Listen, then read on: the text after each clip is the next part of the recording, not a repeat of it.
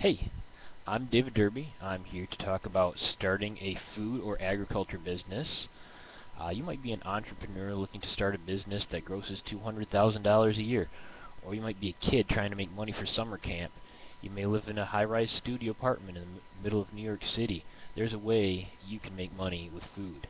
My great-grandfather worked for AC Sparkplug here in Flint during the Great Depression and World War II.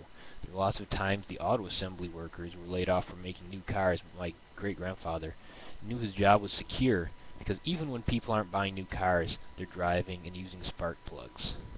People always need food. Usually they want nutritious and delicious food, but when worse comes to worse, they just want food. People need food. And they want it convenient and cheap. If you can figure out how to deliver delicious, nutritious, convenient, and cheap food, you can make money and you can use it to survive yourself as well. I kind of laid the groundwork talking about a local food system yesterday. Mookie Moss actually yesterday did a really good job covering some of this material also in his talk. Be sure to go to the archives section and watch that if you haven't.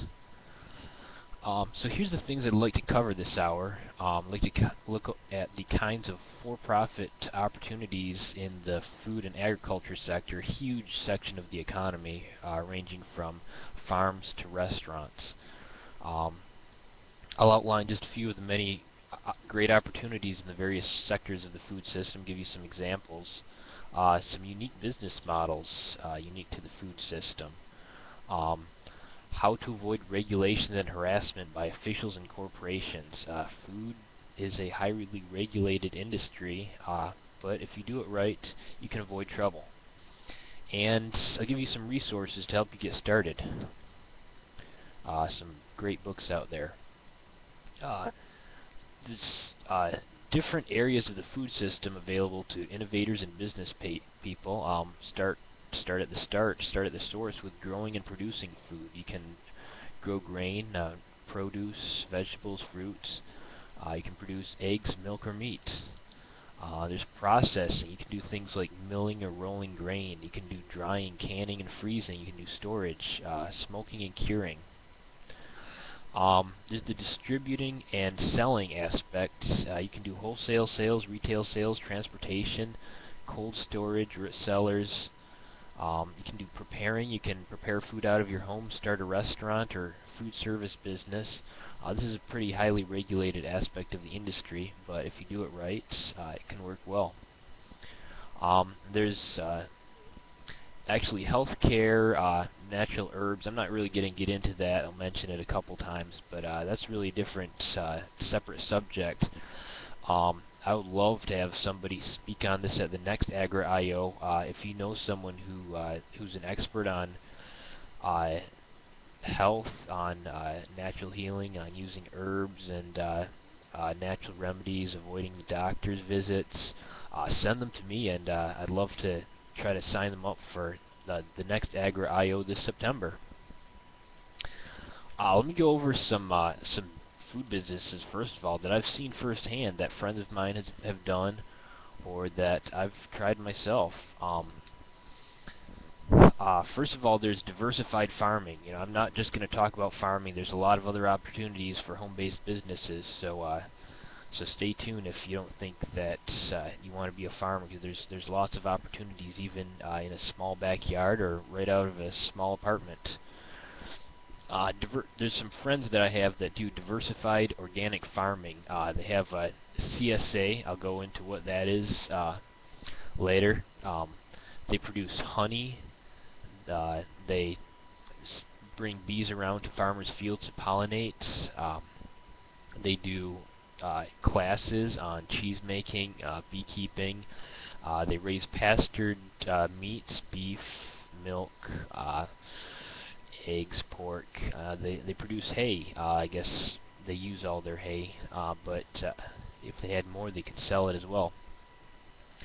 I have some other friends who have actually a couple different families working on it. They're brothers. And they have a combination horse farm, CSA organic vegetable production. They have raw milk goat shares like Mookie Moss. They raise pastured pork and chicken. I actually started an enterprise with a couple friends of mine last year. Urban farming using what's called the spin farming model. It's a model for small plot intensive farming. You can purchase instructions basically online for a very reasonable price, and it gets you started on growing high value vegetables on small lots with minimal work. It's a lot of work still, but minimal work. The advantages to this is that it can be easy to sell at least a little bit of it. Everyone loves local, chemical-free food. Um, the problems that we ran into, everyone runs into trouble their first year, especially if you start too big, which we did. We started with half an acre spread over 3 different lots. Um, we we let weeds get out of control. Ended up planting 300 tomatoes, but never had time to pick them. So between other things we were doing, but all in all, we broke even. I guess I never got paid that year, but we broke even anyway on profit.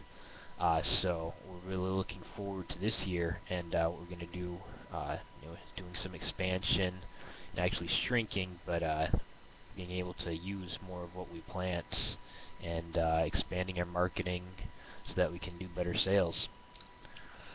Also, some family enterprises. I have friends that have just a little, maybe 2 acres of land, but they have a little goat dairy. They have a few milk goats. It's just a side enterprise. It's not the main family enterprise. But they raise goats for milk for the family, and through a farm share agreement, sell to some other people. Maple syrup. Maple syrup is a lot of fun. I actually started doing that a few years ago, and that's just 1 month out of the year in northern states in the U.S., and it's a lot of work. Tapping trees is not especially hard. Gathering the sap is not especially hard. Takes some time. Then you gotta build a fire, cook the syrup down from 40 gallons down to 1 gallon, from 10 gallons down to a quart of maple syrup. Takes a lot of firewood, a lot of splitting, a lot of feeding the fire. Takes a long time. I estimate this last season that just ended, or might actually have another couple runs, but my siblings and dad and I probably produce the equivalent of $1 per person hour of product. Now we could sell it for more if we sold it right.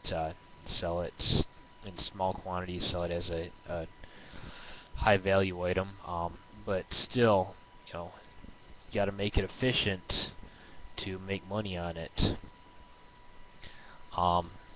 There's some unique business models for farms and for home businesses that I'm going to go over. Let me see here, but first I want to go to home items you can produce with or without a farm. In the area of produce and growing things, producing meat, goats are a great option. You can have goats for milk or meat, goats for woolen meat. You can produce timber if you have timberlands. Christmas trees are a pretty cool operation. Chickens actually are really easy to get started on. One of my top 2 recommendations for doing a small farm or food operation is get some chickens. They're better pets than dogs. They're really easy to care for. If you build a little, it's called a chicken tractor, mobile chicken coop, you can move them around your yard every day. They get fresh grass, they don't ruin the grass, and you get eggs and or meat. Really healthy for you because they're eating grass, not the corn that the chickens you get from the grocery store eat.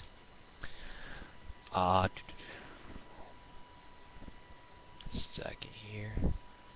Um, Apples, fruits and vegetables of all kinds.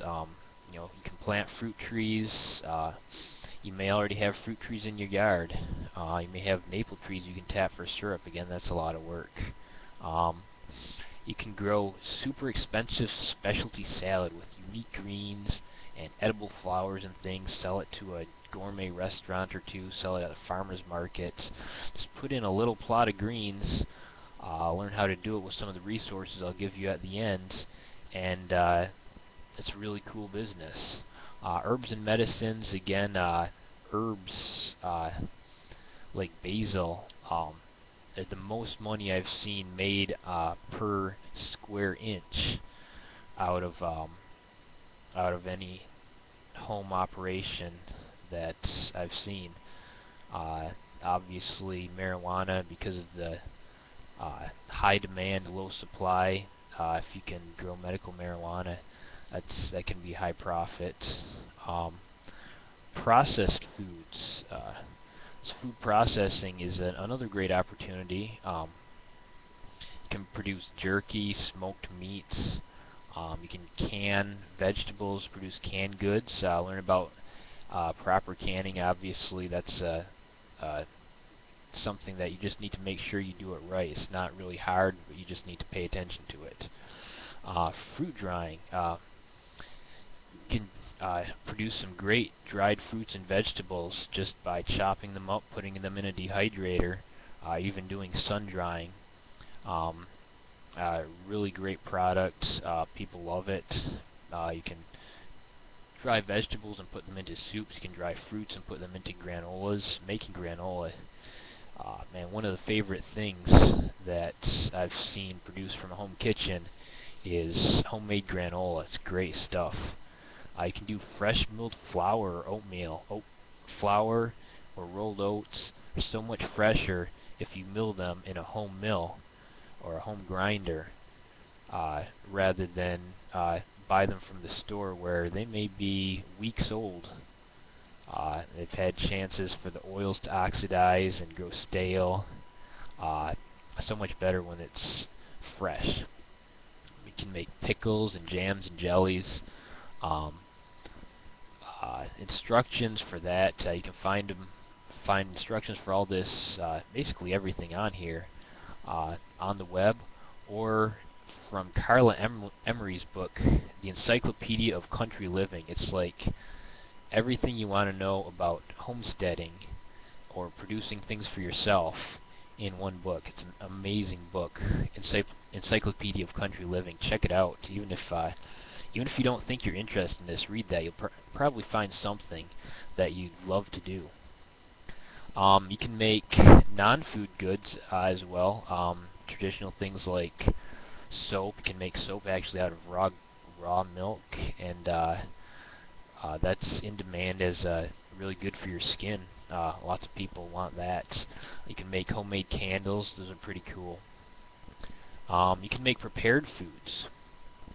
You can make your own bread, soup, sandwiches, biscuits, candies, cakes, ice cream, all kinds of opportunities. That's not my area of expertise, but that's often what people think when they think of a home kitchen. So come up with a good idea on that, and people will beat a path to your door. You can do service or distribution. You can sell garden tools, sell bread mixers to help people do the things that I've listed just now. You can sell them the tools to do it themselves. You can sell the classes. Um, you can sell services, help people get started. So I want to go over some of the business models here. Where can I find that? Different business models for farms and home food businesses. You can do a farm share. Mookie Moss again talked about this. A farm share is a brilliant way to uh, free yourself from a lot of regulations. You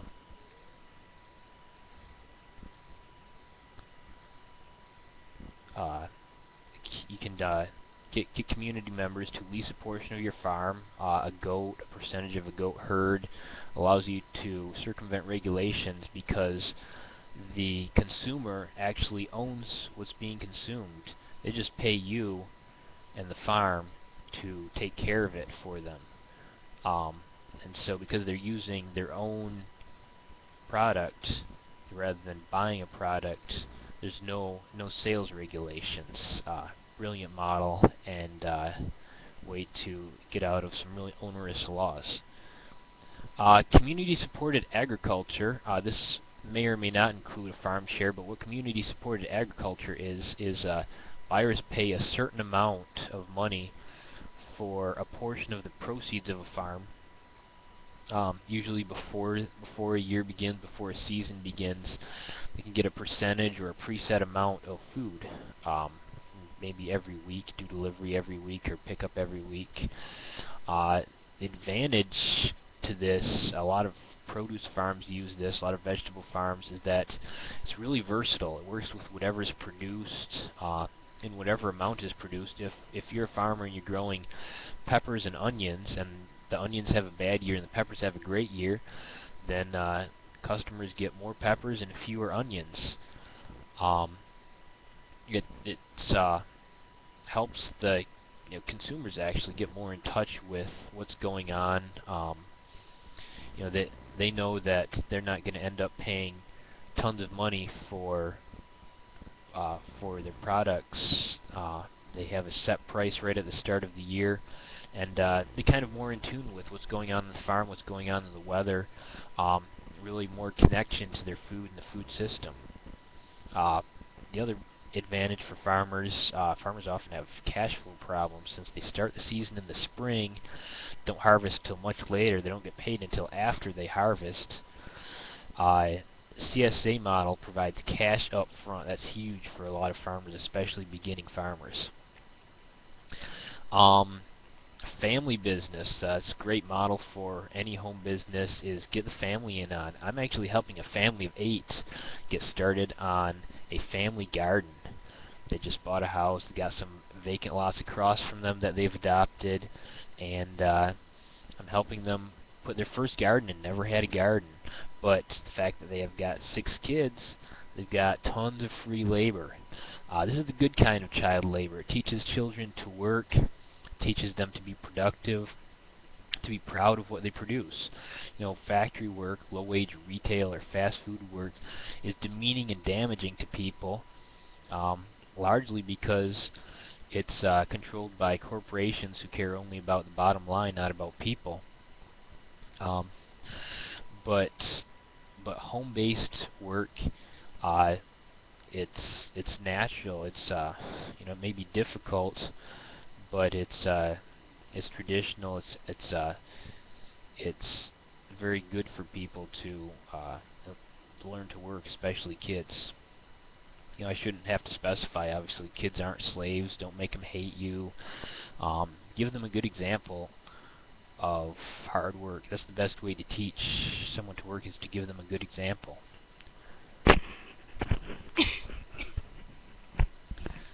All right. The buying co-op is another food business model. It's like the retail version of a farm share. This can be multi-leadership, where a group of people will get together, everyone pitches in to pay fees, and then they will order from a warehouse in another state perhaps, and have good food in bulk trucked into them, distribute it once or twice a month.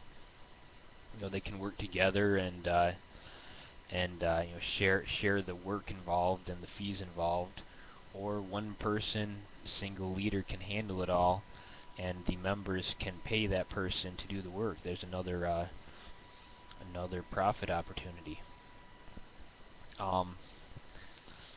Another model, agritourism and retreats, that can make a ton of money. It requires a very nice farm. I'm not going to go into that. That's a pretty specialty opportunity. Giving classes and workshops from your home, from a farm. It's a great opportunity to drive sales. Classes are often hands-on. People love them. People love to learn about doing things for themselves, making cheese, taking care of bees, you know, all kinds of great things like making candles. People can learn how to be more self-sufficient and pay you to learn that. Um, Farmers markets, if you're growing, here's some opportunities. Farmers markets are a great place to sell. Um, they have certain legal protections in my state, Michigan, that I'm not completely familiar with, but they're exempt from certain food regulations. I'm not sure how you legally become a farm market. I don't know if you can just get a bunch of producers selling together and call yourselves a farm market. But the great thing about a farm market is the community. You know, it's the last remnant almost of community markets that other nations have that America has kind of lost, where people come and they may be growers, they may be resellers from other growers. You can have bakers. My local farmers market, great farmers market, open 3 days a week in Flint. There's a family that sells Lebanese food, cooked and prepared like hummus, refrigerated. There's a cheese stand. There's a butcher. There's a vegan that there's a cafe that sells a lot of vegan, a lot of local, a lot of healthy options. Um, Great place. It's a de facto community center. You can meet friends there, get to know the people you buy from. Um, Great opportunity for making all kinds of connections, whether you're buying or selling or both. Um, Selling to friends and neighbors, great opportunity for barter. You familiar with your friends and neighbors, you know what they like and what you like, what you can barter for. The other great advantage to this is that there's no worry about regulations. Your friends and neighbors aren't going to turn you into the government if there's a problem with what you give them. They're going to come to you and you can work it out. It's just a low-key business model. It's a great way to get started selling something, get started on a business, to try it out, see if it works. Um, you should, no matter what, even if you're not interested in selling food or growing food, you should be selling something to your friends and neighbors, or trading, or at least giving to your friends and neighbors in some way. It's a great opportunity for, your own little personal economy. Selling at the side of the street. If you have a busy road, this works great. My siblings pick strawberries and blueberries in season, sell them for premium at a roadside stands. Make some good money that way. Um, on the prepared food side, and I guess this works for farm foods too, is street carts and mobile vendors. Usually you think of hot dog stands, but there's actually people that do mobile fresh vegetable stands too. Depending on where you are, these may or may not be legal according to regulations, but you have the advantage of being able to move when someone tells you to move. So, mobility is great for freedom. Underground distribution networks, another good model. I believe Mama Allie hasn't given her talk yet on uh, underground food distribution and anti-state security, but do check that out. I'm sure she'll have some great ideas. There's a place in New York. New York City is famous for its counter economy, especially on the street. Unlicensed street vendors. But there's a business that calls itself Bread Butter Cheese. Just a guy who makes grilled cheese sandwiches. Amazing, from what I hear. Never been there. Amazing grilled cheese sandwiches. Um, Not exactly legal. He's doesn't have a licensed kitchen. He doesn't have a business license. He just sells by word of mouth. People call him up. He has a special kind of grilled cheese sandwich with certain cheese or whatever each day. I really hope he's still in operation. I found him on Facebook a while ago, and sounds like a great business. People love him. CSAs often do distribution. Produce CSAs don't have to do underground distribution, but they might. A vegetable CSA might distribute vegetables in the parking lot of a farmer's market, or at a pre-selected meeting point, or even do direct delivery all the way to the home. But then there's things like raw milk sales, which if they don't involve a farm share in most states, or if in some states farm shares are illegal, or if you're going across state lines, you got to do underground distribution. Wholesale marketing. If you're really getting into the food business, with making bread, specialty bread, growing lots of vegetables, it can be to your advantage to get into wholesale marketing. That's something I'm trying to break into this year. The secret, from what I understand from those who have done it, is consistency. You have to be able to reliably provide a product of consistent quality. Now, upscale restaurants are the exception. Often a chef will love to get something unique or gourmet and put it on the menu for a week as a special. They love things like heirloom tomatoes. Grocery stores, on the other hand, require you to know your product, know that you can reliably produce it before you commit to providing it. You don't have to have year-round production necessarily. You don't have to have year-round tomatoes, to have tomatoes during the winter. It can be seasonal, but you got to keep the produce manager aware of what you can expect and develop a relationship with that person based on your reliability. There's some other great business ideas that are relatively unknown, but I'd love to see people try these out. Opening a commercial kitchen and renting it out to people that need a licensed kitchen because the law won't let them do something out of their home. Renting garden space. If you got a garden, put some spots to the side and rent them to people that just want a little space, and where you prepare the soil and they can come in and plant, and maybe you give them seeds to plant with, and it's less work for them. Garden site preparation. Buy a tractor, drive it around the city, plow people's vacant lots so they can grow gardens. Chicken coop building. You can have chickens anywhere you have grass. And there's some amazing plans for chicken coops out there, some crazy chicken coops people have built. Check them out. Some of them are pretty hilarious, pretty cool. I love this idea. Traveling goat herd weed control. For vacant lots, take half a dozen goats, take them around to people's vacant lots, and for a minimal fee, you get free goat food, and they get their weeds eaten. How about that?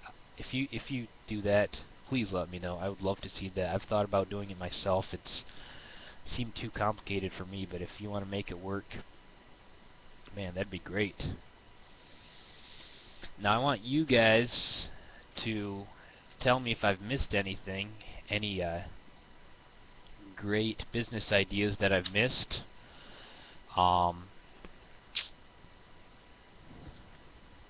Anything that you've seen done successfully, anything you're thinking of.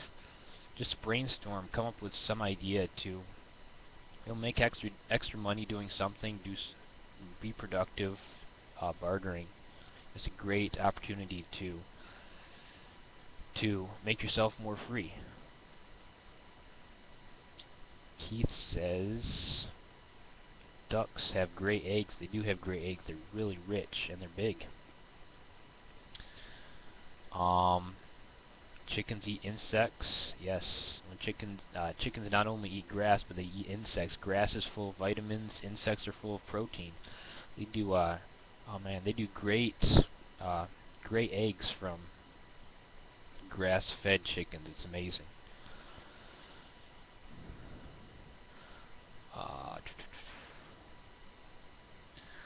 All right, I want to talk about how not to get busted. Joel Salatin, he's actually a pioneer in the sustainable gardening movement. He's been featured on Food Inc., on various national TV shows. but he wrote a book called Everything I Want to Do is Illegal.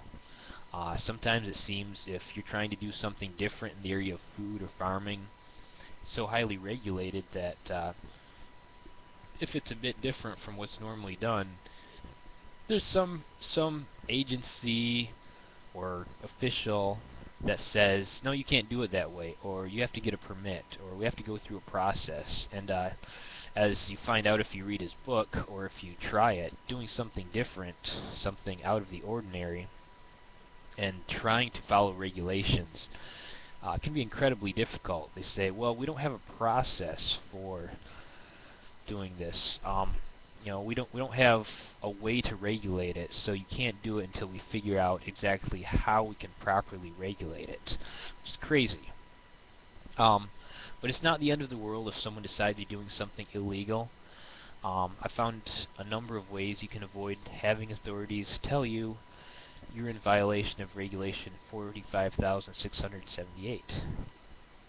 Let me tell you about a few instances I know of where somebody did something that may have been illegal or somebody thought was illegal.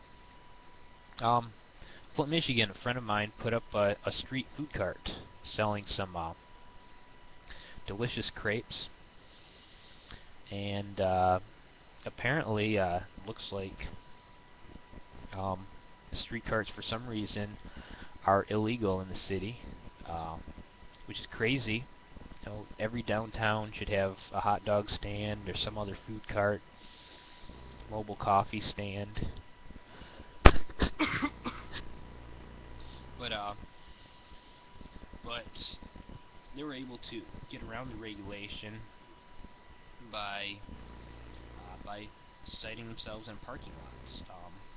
Fairly good site, probably not the best site, but a pretty good site for food stands.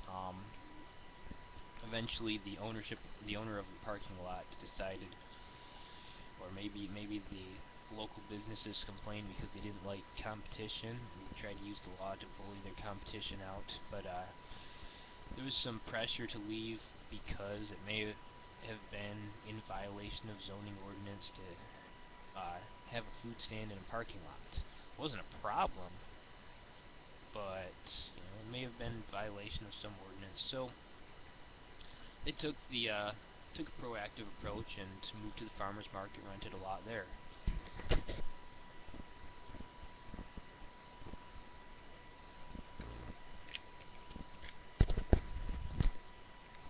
I have a friend who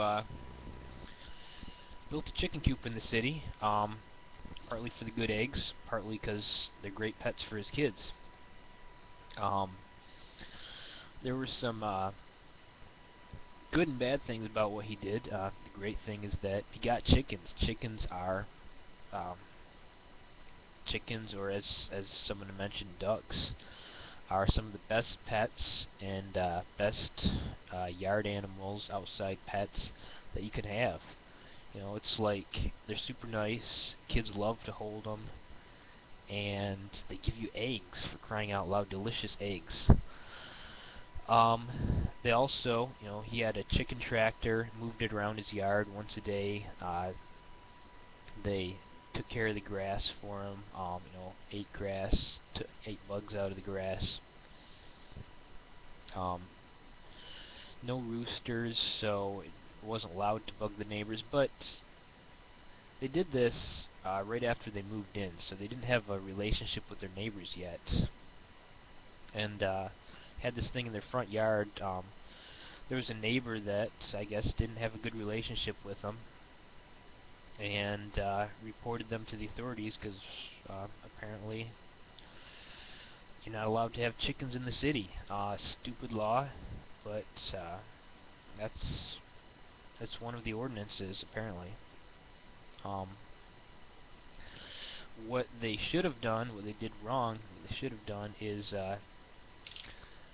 gotten a good relationship with their neighbors and maybe informed them, or just either that or just kept it under wraps. Kept the chickens in the backyard where no one was going to see them. If they're out of sight, they're out of mind. Not going to be a big deal. Um, My own personal situation, actually this last fall I started building a hoop house. It's a big unheated greenhouse that's heated by the sun coming through double layer plastic, and gets warm enough that you can grow greens. It'll still freeze on cold nights, but it'll get warm enough with the sun that you can grow greens like spinach and lettuce throughout the winter. Um, but the zoning regulations for agriculture buildings, for buildings in general, especially anything that's not commonly done, are incredibly complicated. In this city and probably wherever you are that has a zoning ordinance. Um, so one day I was out working on my hoop house, and a local official came up and asked me if I ever had a permit. I told him, well, no, actually I don't need a permit. The law says I don't need a permit.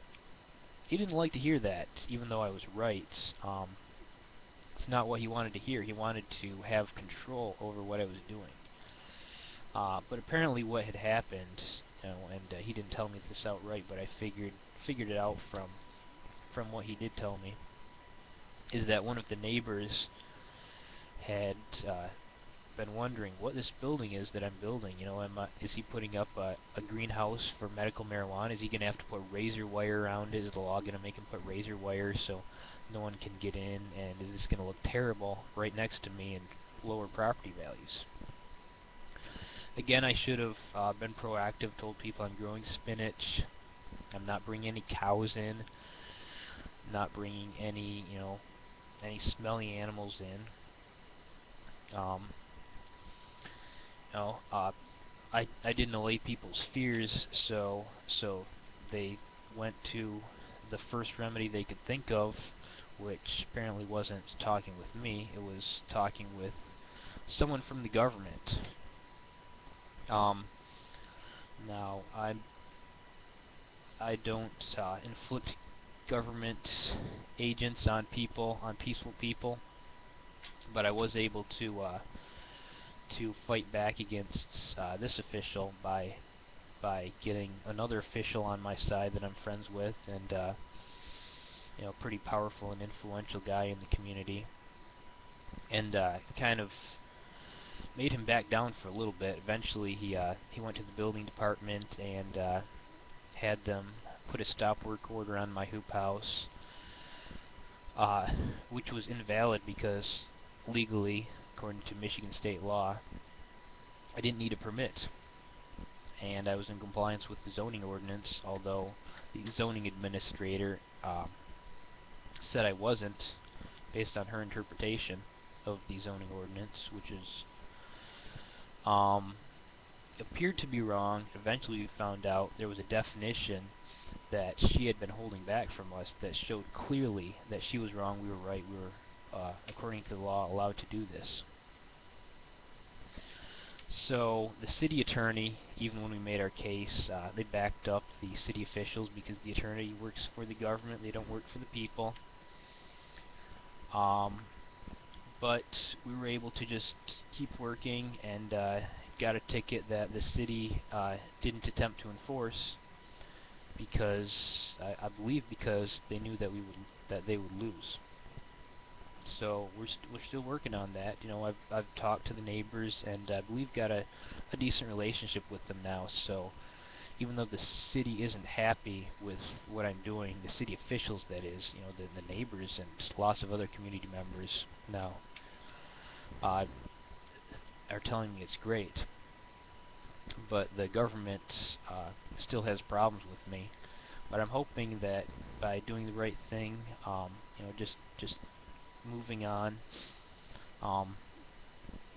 being as nice about it as possible, but firm, I'm going to avoid problems. Here's some strategies for avoiding getting busted. Stay small. The smaller you are, the fewer people notice you or care about what you're doing when they do notice. If you've got 5 chickens, Someone might not care what you're doing. If you got one chicken, they probably won't even notice. If you got 20 chickens, people are going to say, "What's that guy doing with 20 chickens?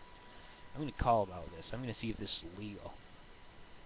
So the smaller you are, the easier it is to get away with something. Um, the law is less likely to apply to a small situation. Um, just stay human, stay community and people focused. Being small is part of this, but also you got to be friendly. Have your family take part in the business. Have local community members take part in the business. Kids are the best. Everyone loves seeing kids working in a garden or playing with chickens. Um, be good neighbors. Be well liked in your community. People will be less likely to get you into trouble if they like you. Set a precedent. There's old family farmers that have had 100-year-old family farms.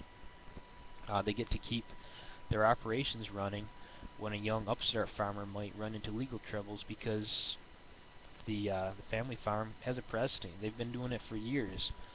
No one wants to tell them they can't because someone passed a stupid law when they've been doing it for years.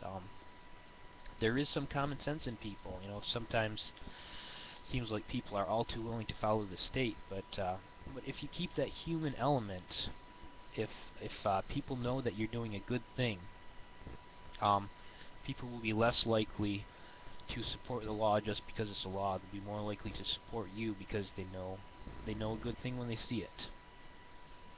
Um, so make sure that you're being neighborly and you know, building a strong community, doing something that people can see are good, and they'll support you. It can even be a big political hassle. Like part of the reason I think I'm not getting into more trouble with my hoop house is because it would be a big political hassle for a mayor that is facing re-election if he tried to shut down one of the few buildings that's actually going up in Flint. You know, Plus they want to see what we're doing succeed. They want to be able to regulate it. They want to be able to tell us how to do it. And I'm not interested in letting that happen if I can avoid it. I'd like to have control over my own business, not give that up to regulators. So be friendly, keep a lot of friends, and if you have enemies, keep them either far away or right up close where you can keep an eye on them. It's the saying, keep your friends close and your enemies closer. Um, keep them involved, keep a relationship even with your enemies, and maybe you'll develop a mutual respect, and they'll think that they're not gonna be petty about this or that. Or maybe you can just get some dirt on them, that if they go after you, they know that you can come right back and get them in trouble for something. Um, so let me see here. Avoid annoying situations. Avoid situations people really dislike. If you're keeping chickens in the city, and it's a city where that may not be legal, or even a city where it is legal, but people aren't used to it, and don't get any roosters. Roosters are loud. They wake people up in the morning. Um, don't annoy people. Now, what if you are busted? Um, what if a bureaucrat is coming up to you and telling you you're doing you got to change this, you got to get a license, you got to shut this down, you got to move, you got to do this differently. Maybe we're going to give you a ticket. Try to outmaneuver them. You know, First of all, right from the start, deny them an ability to come on your property, to gain more evidence against you, to build a case against you. Don't give them a reason to know. Don't give them an ability to know that you're doing anything that they could consider wrong. If you can find a reason that they don't have jurisdiction, I was able to keep the city off my back, city building department off my back, um, mostly by telling them the state has jurisdiction over agricultural buildings, as far as building permitting, not the city. The state actually says building permits are not required for agricultural um, buildings. So if they don't have jurisdiction, um, being bureaucrats, they may just want to follow the law and say, okay, well, this is the law. We'll go with what the law says. The bureaucrats tend to follow the law, whatever it says, whether it's good or bad. Or they may take it personally and not want to fight. But if you can get a lawyer's opinion on your side, especially if it's their lawyer, but even if it's your lawyer, you may be able to keep them off. You can just stall and roadblock, just muck up the bureaucratic works, make it more trouble than it's worth to go after you. You can refuse to set up meetings, set meetings far in advance, make them explain themselves. What I really like that I've seen is just be reasonable, but kind of make them explain themselves to you. Make them explain in detail what you need to do. Ask them. So what's the best way we can work this out? How can I get what I want? How can you get what you want? It's negotiation. Maybe negotiate a compromise where they give a concession. You can do this. You just got to do it in a certain way. Find a way that that you can make both or all parties happy. Some way where they can save face or think that they have control while you still get what you want. Keep your operation running. You can refuse to work with bureaucrats until they get a court order. Until they go to a judge, put you on trial. Usually it's going to be just a civil matter. You can represent yourself, and if the judge rules against you, usually the ruling is just going to be, well, you have to stop doing this, or you have to get a permit, and you've just bought yourself a year or two probably in which you've been able to get your operation going, because it's really hard to get an operation going and get permits. And it's a lot easier to do this, a couple years after you started.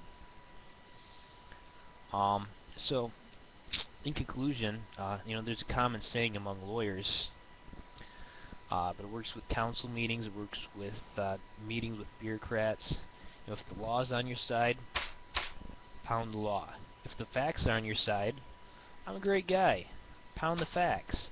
If neither is on your side, pound the table. Just make enough noise to be imposing or confusing or something that gives you a chance of maybe convincing somebody to think you're right.